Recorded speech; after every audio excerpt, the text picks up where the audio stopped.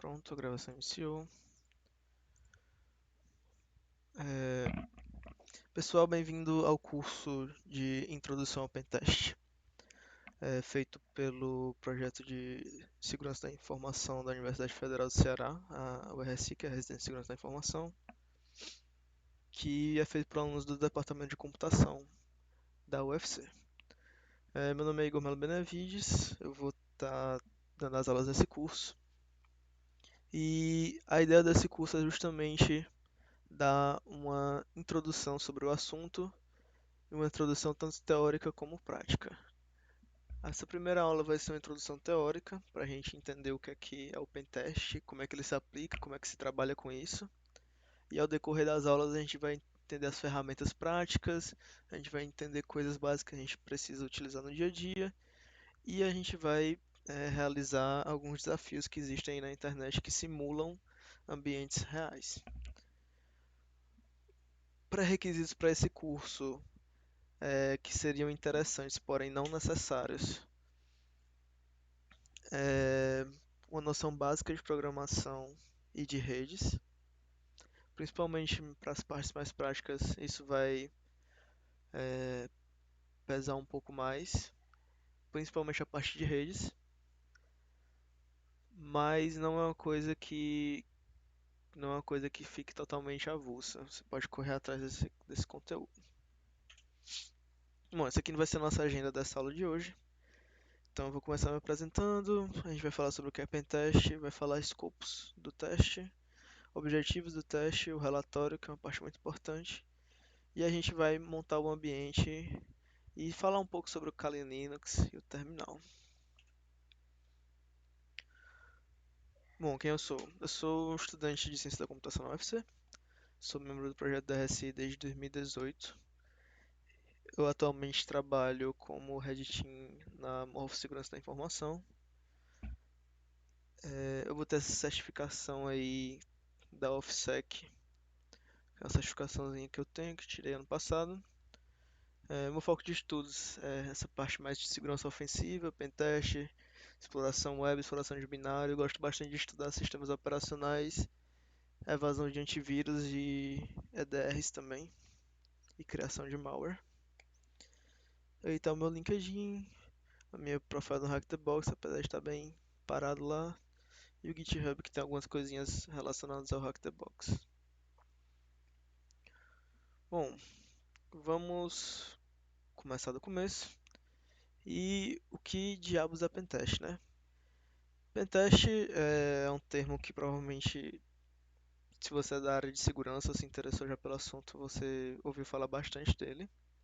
Mas ele é uma abreviação para duas palavras que é Penetration Test.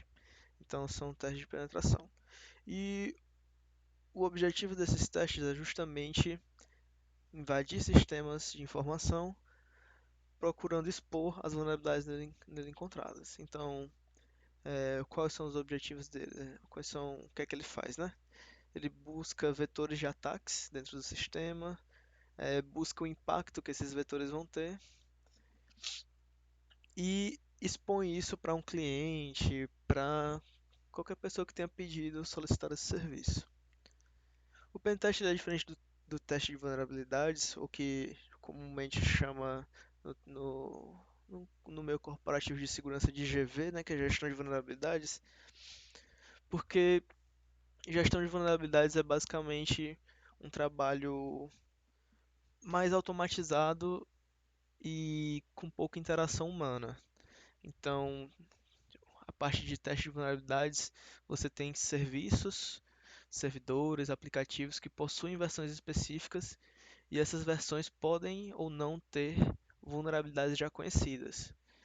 E se ela tiver essa vulnerabilidade já conhecida, torna muito fácil de um atacante, um criminoso, um cybercriminoso conseguir explorar isso. Então esse time de gestão de vulnerabilidade ele barra é, essas invasões mais fáceis utilizando testes. Então o que é que ele faz? Ele roda um scan, roda ferramentas automatizadas que vão ver se o serviço, a aplicação, o servidor realmente estão vulneráveis, ou se eles já foram atualizados, se não se aplica no contexto da empresa. Então, é uma parte mais automatizada de checar versões, de ver se o exploit conhecido já funcionou ou não. O pentest também tem uma parte disso, é uma parte necessária. A gente enumerar os serviços, os aplicativos e ver versões e ver se tem essas vulnerabilidades conhecidas, mas não é o foco. É só uma das partes do serviço como um todo. E pentest, ele se diferencia justamente porque ele é um serviço puramente humano. Ele é um serviço puramente criativo. Então, apesar de ter um passo a passo, apesar de ter etapas de ataques, apesar de ter formas e metodologias de aplicar, no final a criatividade do analista que está executando o teste é o que mais importa. Então, existem diversas formas de se explorarem sistemas de informações e não daria para falar todas, porque não existe como saber todas que existem, mas é justamente o trabalho do analista encontrar alguma forma de conseguir explorar uma vulnerabilidade presente no sistema. Falar um pouco também sobre Red Teaming. Red Teaming não é exatamente pentest, mas está dentro, pentest está dentro de Red Team. Red Team é um time de segurança, ou seja, uma equipe de colaboradores que atua em qualquer serviço ofensivo. Então, não necessariamente pode ser pentest, pode ser análise de código e tentativa de exploração, pode ser análise de equipamentos físicos, que também se encaixa no pentest, mas um pouco mais diferente. Então, qualquer tipo de segurança ofensiva ou que use alguma técnica, por exemplo, validação de phishing, alguma coisa assim, está dentro desse escopo do Red Team, mas não necessariamente de pentest. E aí o relatório, que eu acredito que é a parte mais importante do serviço, é justamente o produto que você entrega. A gente vai falar mais um pouco sobre ele, mas o relatório ele tem que ser bem feito para o serviço ser bem feito. E aí sobre a ética, é um ponto importante a se olhar nessa carreira, né? Porque o analista vai trabalhar com diversos dados sensíveis e existem contratos entre, se forem duas empresas fazendo, ou se for. São duas empresas, talvez se o cara for um microempreendedor individual, ele conte como uma empresa, né, como PJ, mas de qualquer forma sempre vai existir um contrato de confidencialidade entre as duas partes e esse contrato não pode ser quebrado. Então você não pode ir se gabar para um colega seu que você conseguiu invadir tal empresa de tal forma, porque isso expõe uma falha muito grande na empresa. E talvez eles não tenham conseguido ainda ajeitar a tempo. Você não pode também publicar blogs sobre as explorações que você fez. A não ser que tipo, você já converse com a empresa e você omita informações e mostre só a vulnerabilidade. Mas é sempre um trabalho muito sensível e a formulação dos contratos tem que ser muito bem feita, tem que ser lido de cabo a rabo e tem que ter cuidado com o manejo dos dados. Acho que uma das partes mais importantes também é o manejo dos dados. Tem que destruir depois de um certo tempo as evidências, não pode utilizar locais públicos ou em conexões de internet sem criptografia para fazer esse serviço, então um- tem toda uma questão ética e gerencial por conta desses dados sensíveis que é da natureza do serviço. Bom, o serviço, para a gente começar a entender, a gente já entendeu que ele é um teste de vulnerabilidades manual. Então é um humano que vai lá, um ou mais humanos, né, que vão lá e tentam explorar alguma vulnerabilidade no sistema de informação, na empresa como um todo, enfim, em qualquer canto que ele possa ir. Mas a questão é essa, quais cantos que ele pode testar? Então a gente precisa entender esses escopos, que é para a gente caracterizar os tipos de teste que a gente vai fazer e para a gente saber o que é que pode fazer e o que é que não pode. E aí isso também cai um pouco na parte da ética, porque Relações empresariais são complicadas. Tem empresas que são grupos de empresas, tem empresa maior que pode ser um grupo que na verdade são 20 a 15 empresas juntas, e pode ser uma empresa menor que faz parte de um grupo maior. E aí você não pode invadir o sistema dessas outras empresas se tiver fora do escopo. Então é uma parte muito importante para se atentar. Vamos lá para os tipos de teste, né? Essa aqui é a parte importante. Você tem que saber caracterizar isso aqui de cor. O black box, ele é uma simulação de um ataque real externo. Então imagine assim, quando a gente caracteriza um black box, é que não existe informação. Não existe nenhuma informação. A única informação que pode ter é o nome da empresa e talvez um logotipo, alguma coisa que identifique ela melhor. Se tiver qualquer coisa a mais que isso, já não é caracterizado como black box. Então, Igor, tem só um IP, mas não tem nada. Tem só um range de IP, mas não tem nada. Já não é black box. Se ele já está dando o endereço para tu olhar, não é black box. No black box você procura esses endereços a partir de externamente. Então, o propósito desse teste é justamente simular um atacante real externo que não faz ideia de como funciona a empresa, de quais são os serviços que ela oferece. Ele vai descobrir tudo durante o teste. É um, é um excelente teste e é o recomendado. Se o cliente assim perguntar para você, não sei qual teste que eu quero. O Black Box é o recomendado para ser o primeiro. Por quê? Porque ele olha o perímetro externo. E o perímetro externo, a priori, é o mais importante. Porque imagina que a empresa não tem uma implementação muito boa de segurança ainda e ela quer começar a entrar nessa parte de teste de vulnerabilidades, fazer uns pentestes para ver pontos críticos, etc e tal.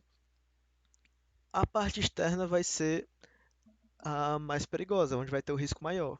Porque se um atacante conseguir entrar pela internet, assim, pela internet pública, o risco de acontecer alguma coisa na empresa é muito grande, porque abre muito mais o escopo de possibilidades de pessoas que podem atacar, ou seja, o mundo todo, né, basicamente nesse caso. Então, o black box ele é caracterizado por não ter nenhuma informação sobre a empresa. Teve IP, não é black box. E outra coisa, é, ele é o recomendado para ser o primeiro teste dentro da empresa. Beleza, Grey Box. Grey Box, ele é basicamente, ele é um conceito mais amplo. Ele é basicamente a mesma coisa que o Black Box, entre aspas, só que ele tem um escopo muito variado. Então, Grey Box pode ser simplesmente só um IP ou só um range de IP e nenhuma outra informação, como pode ser também uma credencial de um colaborador interno da empresa, um acesso à VPN interna da empresa. Então ele vai cobrindo todo esse escopo. Mas para facilitar para vocês, ele é que tem alguma informação. Então, tipo assim, o Black Box tem nenhuma além do nome da empresa e o Grey Box tem alguma informação. Tem um IP, é Greybox? É Greybox. Tem uma URL de um site, é Greybox? É Greybox. Tem. Deixa eu ver aqui. Enfim, qualquer coisa que vocês, podem pensar, que vocês possam pensar aí que direcione o ataque, que já disse, tem uma coisa aqui. É um Greybox. E aí esse vai desde coisas simples como IP, uma coisa muito básica, até um acesso mais interno, como acesso à rede da empresa, acesso ao prédio da empresa, acesso à credencial de um colaborador, acesso a e-mail, enfim, qualquer coisa. E aí o Greybox é justamente o, o teste mais flexível. Então, assim, você já fez um black box e tal, aí você pensa assim, tá, show.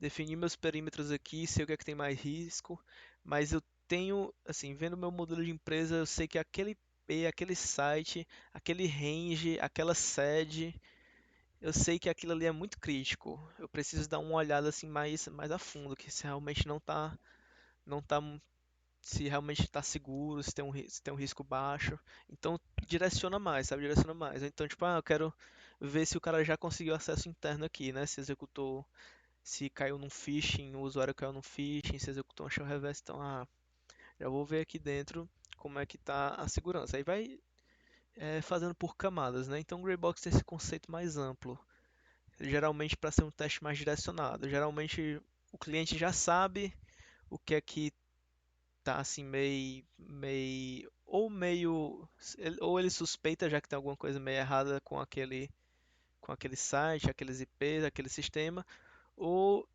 ele diz assim, não, isso aqui é muito crítico, eu preciso um teste específico olhando só para cá, só para cá. E o white box, ele se o black box é com nenhuma, o gray é com alguma informação. O white box é com toda a informação possível. Então é tipo assim, eu quero. Imaginem escopos pequenos. Começa com escopos pequenos. Eu quero testar esse servidor aqui que eu tenho, servidor web. Beleza, pois eu quero. Pois para ser white box eu preciso acesso ao código-fonte, acesso à credencial de administrador, acesso à credencial de usuário normal, acesso à máquina que roda o servidor, acesso ao código-fonte do servidor, tudo, tudo. Tudo que está rodando a gente precisa ter acesso. E aí é justamente o teste mais com maior informação que tem, né? Então, tipo assim, ó, esse servidor aqui é extremamente crítico. Eu preciso que você olhe tudo e veja se realmente não tem nada errado. E aí deixa de ser um pouco mais na perspectiva de um atacante e fica mais na perspectiva realmente de um analista de segurança, né? Então, se você analisa aquela aplicação, aquele serviço, aquele servidor, ou então várias N aplicações, N servidores, enfim, quantas coisas vocês quiserem que você faça. E você revisa isso. Então, essa parte de white box tem muita revisão de código, tem muito acesso com credencial já, então já é credencial com privilégio que você testa as coisas. Então já é bem diferente dos outros scopes. Bem diferente mesmo. Beleza. Vamos lá para os objetivos do teste, né? É, os objetivos, acho que a gente já falou bastante sobre qual o propósito do teste, né? Assim, o propósito do teste é um pouco diferente dos objetivos. Não é o mesmo, mas não necessariamente tão específico quanto os objetivos. Por quê? O propósito é justamente achar as vulnerabilidades, explorar e mostrar os riscos que a empresa possui. Beleza. Esse é o propósito do nosso teste. Mas quais são os objetivos? Os objetivos vão variar. Então, os objetivos eles vão variar de acordo com a empresa, o modelo de negócio ou o que o cliente pediu, basicamente. Se o cliente não não deu objetivos, você pode sentar com ele, definir o que a gente chama de goals, que seriam máquinas, infraestruturas, sistemas que vão ser alcançados. Então, imaginem que a gente está fazendo pentest numa empresa de compra e venda online. É um objetivo, um dos objetivos bem básicos assim que a gente pode pensar logo de primeiro, mas que causaria um impacto muito grande, seria o acesso à informação dos clientes. Então, tipo assim, como é compra e venda, precisa de endereço, CPF, CEP, essas coisas, nome, e-mail. E aí, imagina se a gente consegue vazar esses dados. Vazamento de dados de cliente seria um dos objetivos importantes. Então, a gente está querendo criar objetivos que comprometam e causam maior impacto à empresa. Outra coisa que a gente pode definir em compra online, fraudar uma compra, comprar no nome de outra pessoa, comprar um produto de graça, vender um produto que não existe. Então tem diversas coisas aí, dependendo do modelo de negócio que a gente pode fazer. Imagina então empresa de energia. O que é que a gente faria numa empresa de energia? Ah, dá para invadir tal prédio industrial, dá para desligar tal equipamento, dá para mudar alguma rota de energia, enfim. Tem várias diversas coisas. Vamos para um banco. Dá pra fazer transferência em nome de outra pessoa, dá pra receber outra transferência, enfim, são N coisas aí. Então, o principal ponto, desse slide é tipo assim, os objetivos, o propósito do teste sempre vai ser o mesmo, que vai ser expor vulnerabilidades e o risco que a empresa está correndo. Mas os objetivos eles vão depender do tipo de teste, do modelo de negócio da empresa. É basicamente esses dois, do tipo de teste do modelo de negócio da empresa que está pedindo teste. Então, tem um passo importante aí que é tentar entender quais as ações e acessos que causariam maior impacto à empresa, né? Então, como eu falei, se for compra e venda, vazar dados de cliente, fraudar compras, etc e tal. Aí vai pensando, vai conversando com o cliente. Isso aí é realmente dinâmico. Os objetivos são dinâmicos. E agora o ponto mais importante do pentest, que é o relatório. Eu botei até ali no slide que é igual ao produto. E é justamente isso. Quando a gente trabalha como desenvolvedor, como AppSec, como qualquer outro, assim, como qualquer outra coisa tem um produto. Como desenvolvedor, o seu produto é um código, uma feature. Como AppSec, o seu produto é medida de correção num código, na aplicação. No relatório, ou no caso do pentest, é o relatório. E esse relatório vai justamente mostrar as vulnerabilidades e o risco. E aí o que é importante pontos importantes para a gente botar nesse relatório, né? Bota um resumo do teste como um todo, tem que mostrar as vulnerabilidades encontradas e o impacto. E aí um ponto importante que eu não lembro se eu falei na aula anterior que a gente gravou, mas não deu muito certo, é que o relatório ele é técnico. O relatório tem que ser técnico. Ah, mas eu vou mandar para o cliente que não faz a mínima ideia do que é um if, do que é um terminal, do que é as coisas. Não importa. O relatório tem que ser técnico, tem que ter um passo a passo explicando de como é que você explorou a vulnerabilidade que você encontrou e como é que você conseguiu chegar onde você chegou.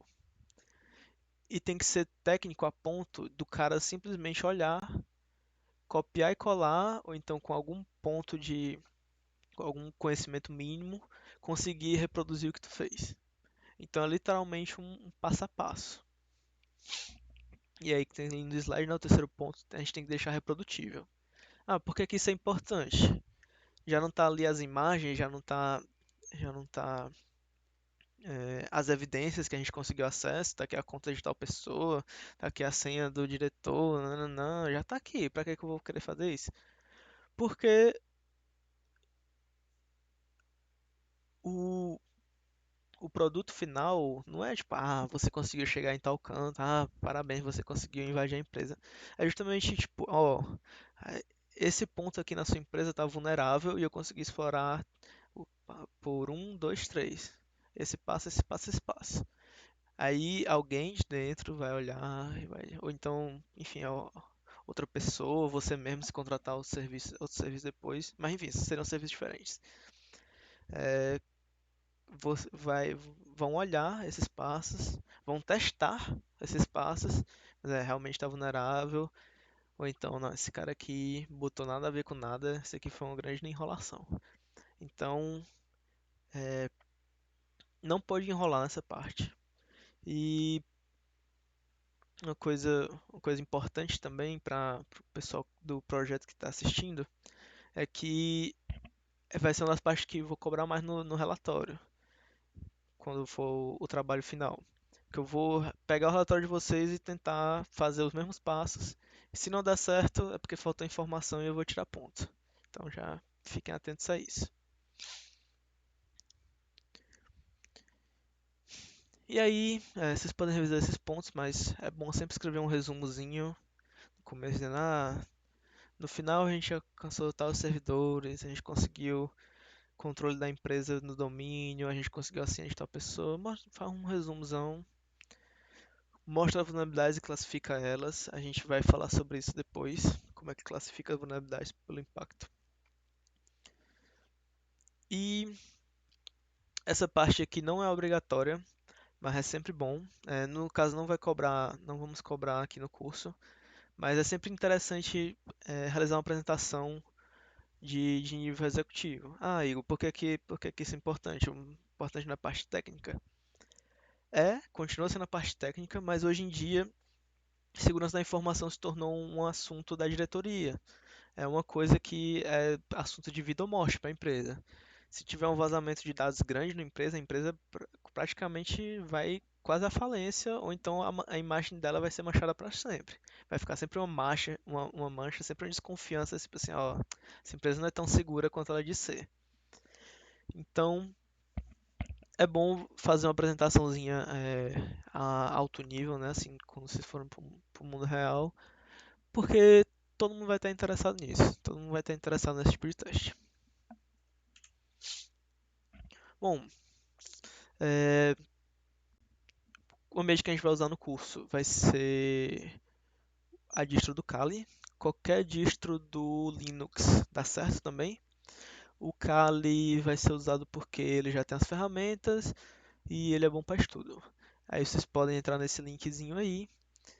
Aí tem a imagenzinha do VMware, que ele é pago. Tem o VirtualBox, que ele é grátis. E vocês podem chamar um Docker Container também no próprio Linux de vocês, que aí já vai ter todas as ferramentas do sistema dentro do Docker. Então pode ser tanto no Linux normal, Ubuntu, Arch Linux, enfim, qualquer distro que vocês tenham, chama o Dockerzinho que já tem as ferramentas tudo lá. Ferramenta e arquivo, tudo que a gente precisa. Beleza? Ah, a gente vai falar um pouco sobre o Kali, mas bem por cima mesmo. Com o passar das aulas a gente vai falar um pouco mais sobre isso. Mas basicamente esses pontos aí definem é, o que a gente vai ver por cima, né? Tipo, ele é uma distro de estudo, beleza? Tá ali na utilização dele é de estudo. E aí ele tem vantagens e desvantagens por ser de estudo, né? Então ele é bom para estudar. Então a gente tá começando, a gente que tipo, o intuito desse curso é justamente para pessoas que querem entrar nessa área de segurança e ver essa parte de pentest, ver essa parte de segurança ofensiva. Então ele possui já várias ferramentas prontas, ele possui alguns word list já pronto para você. É uma distro bem leve, é bem conhecida, é muito bem implementada mesmo. O pessoal que fez ela é o pessoal da Offensive Security, que, cara, eles são empresa de referência no mercado de segurança ofensiva. Até o nome deles já é segurança ofensiva, mas enfim. Eles são empresa de referência. Tipo assim, eu quero, eu quero o melhor treinamento de segurança ofensiva, de pentest, de hacking que existe no mundo. É Offensive Security. Eu quero as melhores certificações. É a deles. É os olhos da cara, mas é a deles. Não tem pra onde fugir, não. Por enquanto não tem outra empresa no mercado que lidera tão bem quanto ela, não. Então a gente vai usar a distribuição dela para aprender mesmo e vocês vão ver que ela é bem usada mesmo assim na comunidade de segurança, bem usada mesmo, bem difundida. Mas ela faz tudo, viu? Se vocês quiserem usar ela para fazer qualquer coisa aí, o povo vai frascar com vocês. Mas enfim. Desvantagem dela, ela é muito barulhenta na rede. Ela é um sistema muito pouco hardenizado. Ele é muito. É basicamente uma bandeira zona enorme assim, dizendo, ó, tô lhe invadindo. Seriam coisas mais avançadas, então a gente não precisa se preocupar muito com isso, mas é bom vocês saberem. As ferramentas são básicas, no sentido de que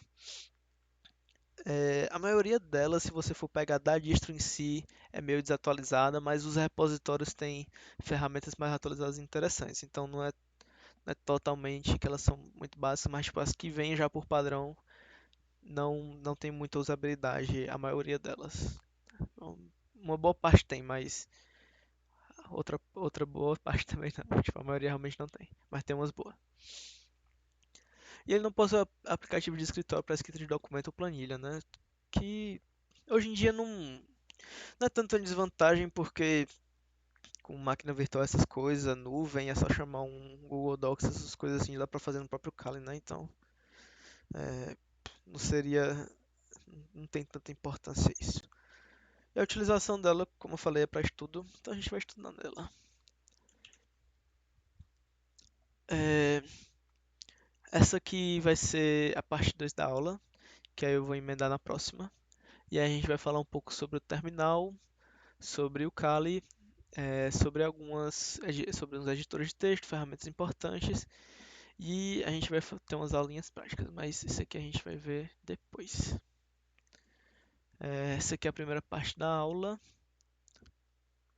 e é isso.